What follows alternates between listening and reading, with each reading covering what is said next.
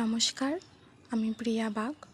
বর্ধমান ইউনিভার্সিটির অন্তর্গত কালনা কলেজের বিএড বিভাগে চতুর্থ সেমিস্টারের একজন ছাত্রী। কোর্স সিপিসি 3 ই-কন্টেন্ট ভিডিওর জন্য আমি ষষ্ঠ শ্রেণীর ইতিহাস বইয়ের মহাবীর ও জৈন ধর্ম এই টপিকটি বেছে নিয়েছি। তাই আমাদের আজকের পাঠ হলো মহাবীর ও জৈন ধর্ম। তাই প্রথমেই আমরা মহাবীরের জন্ম ও বংশ পরিচয় সম্পর্কে জেনে নেব। সেটা হলো আনুমানিক খ্রিস্টপূর্ব 540 অব্দে জৈনদের শেষ তীর্থঙ্কর বর্ধমান মহাবীর প্রাচীন বৈশালীর অন্তর্গত কুণ্ডগ্রাম, যেটা এখন বর্তমান বিহারের মজফরপুর জেলার বাছড়া। তো সেখানে এক ক্ষত্রিয় পরিবারে জন্মগ্রহণ করেন তিনি। পিতা ছিলেন সিদ্ধার্থ, যিনি ছিলেন জ্ঞাত্রিক গোষ্ঠীর নেতা, এবং মা ত্রিশলা ছিলেন লিচ্ছবিদের নেতা চেতকের ভগিনী। এবার আমরা জানব জৈন ধর্মের মূল কথা সম্পর্কে। জিন শব্দ থেকে জৈন শব্দের উৎপত্তি। তপস্যা চর্চার মাধ্যমে মহাবীর লোভ, আকর্ষণ, ক্রোধ থেকে নিজেকে জিন বা জয়ী করেন, এবং সেই থেকেই জৈন ধর্ম। তাঁর এই ধর্মমত জৈন ধর্ম নামে পরিচিত। জৈন ধর্মের মূল কথা হলো অহিংসা। এবার আমরা জানব চতুর্যাম সম্পর্কে। হিংসা, প্রেম, ত্যাগ এবং মোক্ষ লাভের ওপর প্রতিষ্ঠিত জৈন ধর্মে ঈশ্বরের অস্তিত্বকে স্বীকার করা হয় না। জৈনদের 23তম তীর্থঙ্কর পার্শ্বনাথ 4টি ব্রত পালনের নির্দেশ দেন।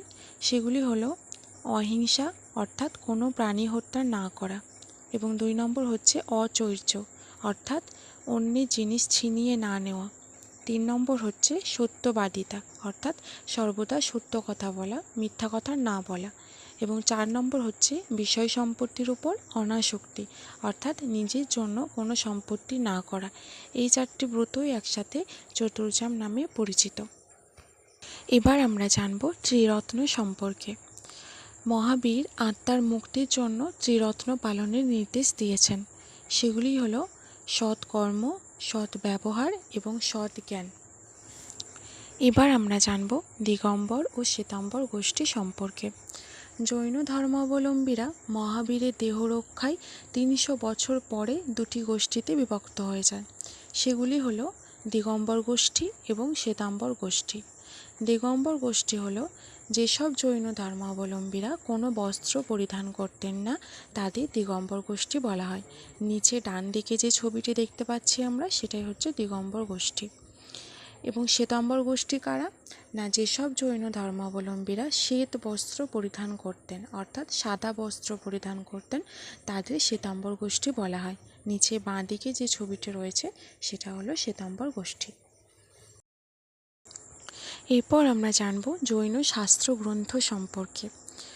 মহাবীরের শিক্ষা সংবলিত জৈনদের মূল ধর্মগ্রন্থ চতুর্দশ পূর্ব লুপ্ত হয়ে যায়। শ্বেতাম্বর জৈনরা সিদ্ধান্ত নামে একটি গ্রন্থ সংকলিত করেন, এবং এতে উৎসাহিত হয়েই দিগম্বর জৈনরাও চতুর্বেদ নামে একটি শাস্ত্রগ্রন্থ সংকলিত করেন। এই 2টি শাস্ত্রগ্রন্থই প্রাকৃত ভাষায় রচিত। এরপর আমরা জানব মহাবীরের মৃত্যুকাল সম্পর্কে।